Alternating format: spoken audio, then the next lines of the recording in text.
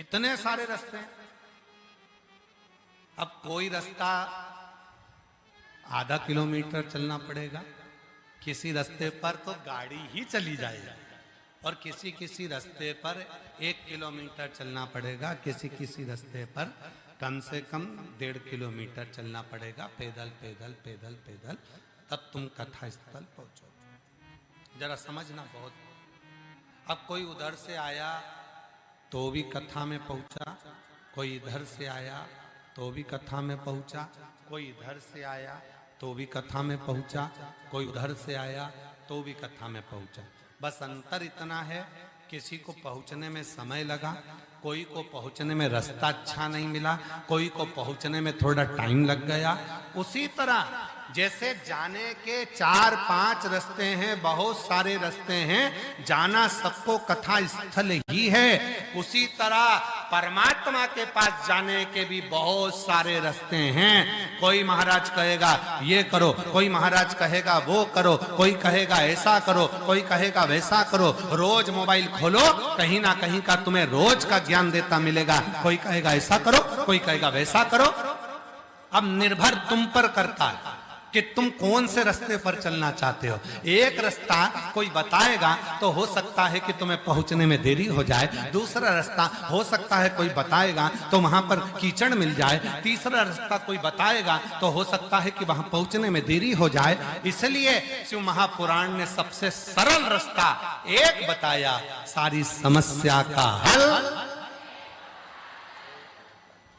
शिव महापुराण का सबसे सुंदर, सबसे सरल, सबसे इजी एक रास्ता है, एक लोटा जल सारी समस्या।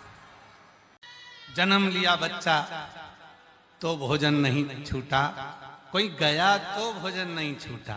जरा विचार करो, कथा कितने दिन की है? 7 दिन।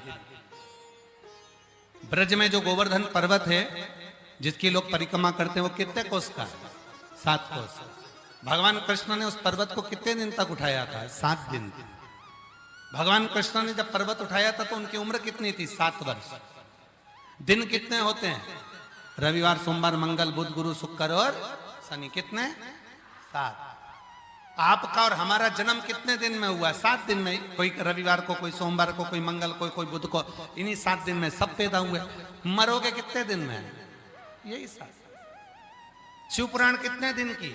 7। और वही 7 दिन जीवन के मिले। रविवार को जन्म हुआ, सोमवार को बड़े हुए, मंगलवार को ब्याह हुआ, बुधवार को बच्चे हुए, गुरुवार को बीमार पड़े, शुक्रवार को हॉस्पिटल गए, शनिवार को निपट गए।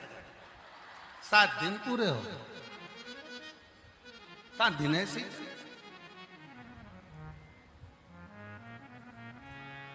जन्म लिया, भोजन नहीं छूटा, गए भोजन नहीं छूटा, मेहमान आए भोजन नहीं छूटा, बाहर घूमने गए भोजन नहीं छूटा, कमर दुखी भोजन नहीं छूटा, पेट दुखा भोजन नहीं छूटा। कुछ ना कुछ, रोटी नहीं खाएगी तो थूली खाएगी, थूली नहीं खाएगी दलिया खाएगी, दलिया नहीं खाएगी तो ब्रेड खाएगी, ब्रेड नहीं खाएगी तो बिस्कुट खाएगी, बिस्कुट नहीं खाएगी तो किसी ना किसी के प्राण खाएगी।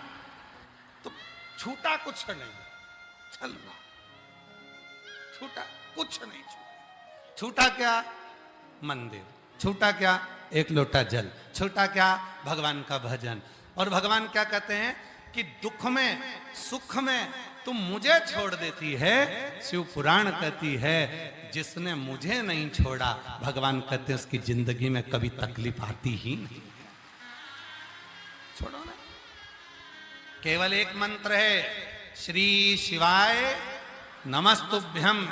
जो किसी भी अवस्था में, घर में बच्चा जन्म ले तो भी इस मंत्र को जप सकते हैं, कोई चला गया तो भी मंत्र को जप सकते हैं, रजस्वला धर्म आ गया, नारी 5 दिन तक घर में काम नहीं करती, उस समय पर भी मंत्र को जप सकती है। एक मंत्र है, जब जन्म में, मरण में, परण में, जाते आते, खाते पीते रहते, कहीं पर भी घूमते फिरते, जहां मर्जी पड़ जाए, जिस जगह मर्जी पड़ जाए, हॉस्पिटल में, चाहे तुम्हारी मर्जी पड़े गाड़ी में, चाहे तुम्हारी मर्जी पड़े जहां, इस मंत्र का उच्चारण करा जा सकता है। और जितना मंत्र का उच्चारण करोगे उस समय पर मेरा शिव तुम्हारे ऊपर करुणा करना प्रारंभ कर देता है। ये वो मंत्र है, श्री शिवाय नमस्ते।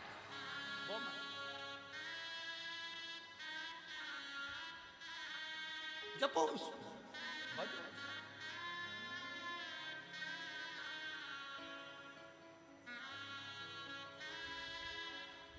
जिसने जपा उसको सुख मिला, उसको आनंद की अनुभूति हुई। पर हम उस लक्ष्य तक नहीं पहुंचते।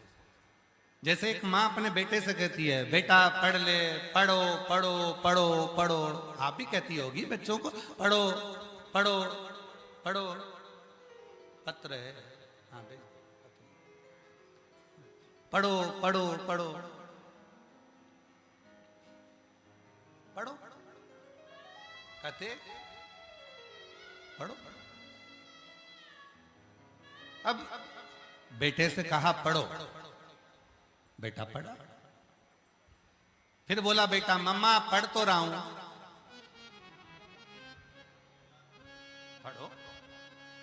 फिर माँ ने कहा पढ़ो, मम्मा पढ़ तो रहा हूं, पढ़ो।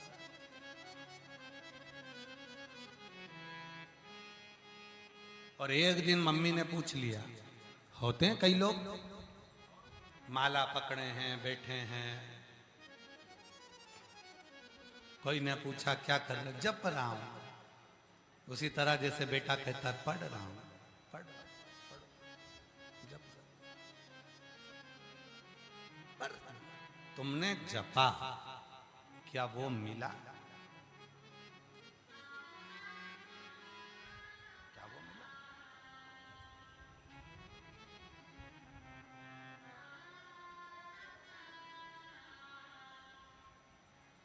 कपड़े बदल लिए, वो मिला? नहीं। हमने पहले भी कथा में कहा, आज फिर कहते, मेरे भोले बाबा को पाने के लिए कपड़ा बदलने की जरूरत नहीं पड़ती। मेरे भोले बाबा को पाने के लिए केवल कलेजा बदलने की जरूरत पड़ती है। मन बदला, कपड़ा बदला, सोचा कि मैं ये कपड़े पहन लूंगा, ये वाले कपड़े धारण कर लूंगा, माला पहन लूंगा, जटा बढ़ा लूंगा, ढेर सारा चंदन लगा लूंगा, मुझे भगवान मिल जाएगा। ना ना ना, अपने भीतर को बदलो, अपने भीतर। हम भीतर नहीं बदल, हम उसी में कहें जैसे वो बच्चा, माँ कह रही है बच्चे से पढ़ो, बच्चा कहता मम्मा पढ़ तो रहा हूं। फिर माँ ने कहा पढ़ो, पढ़ तो रहा हूं। एक दिन माँ ने पूछ लिया कि मैं बोलती हूँ पढ़ो और तू बोलता है मैं पढ़ रहा हूं, तो आज मुझे बता तू क्या पढ़ रहा है, तू पढ़ क्या रहा है?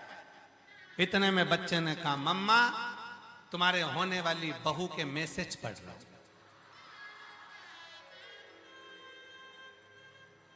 मम्मी ने उठाई चप्पल और जो धोना चालू कर कि मैं तुझे पढ़ाई की बात कर रहा हूं और तू मैसेज की बात कर। बस यही जीवन है। हम माला तो पकड़ें, हम कलर तो चेंज करें, हम कपड़े तो चेंज करें, हमने बाल तो बनाए, हमने चंदन तो लगाया है, हमने माला तो पहनी है, पर अपने मन को परमात्मा तक नहीं लगा पाए। अभी भी हम वही मैसेज पढ़ने में लगे हुए हैं, अभी भी हमारे चित्त को हम घुमाने में लगे हुए हैं, अभी भी हम हमारे चित्त को कहीं ना कहीं भरमाने में लगे हुए हैं, पर उस परमात्मा को पढ़ नहीं पा रहे, हम उस परमात्मा को जान नहीं पा रहे, हम उस शिव तत्व को जान नहीं पा रहे, हम राम और कृष्ण को जान नहीं पा रहे, हम भगवान की अविरल भक्ति को पहचान नहीं पा रहे। और शिव पुराण कहती है जिस दिन तुमने उस शिवलिंग के प्रति, भगवान के प्रति विश्वास को दृढ़ कर लिया, उस दिन तुम्हें परमात्मा को ढूंढने जाने की जरूरत नहीं पड़ेगी। परमात्मा तुम्हें ढूंढने के लिए आएगा, तुम्हें कहीं नहीं जाना, भगवान तुम्हें ढूंढने।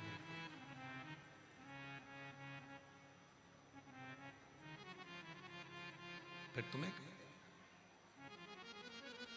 और मेरे भोले तेरा सहारा है, मेरे भोले तेरा सहारा है, मेरी नैया का तू किनारा है, मेरी नैया का तू किनारा है।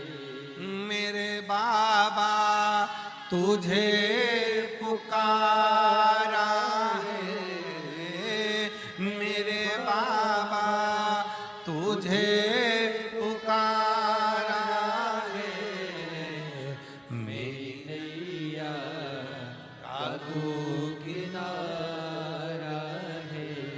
मेरी नैया।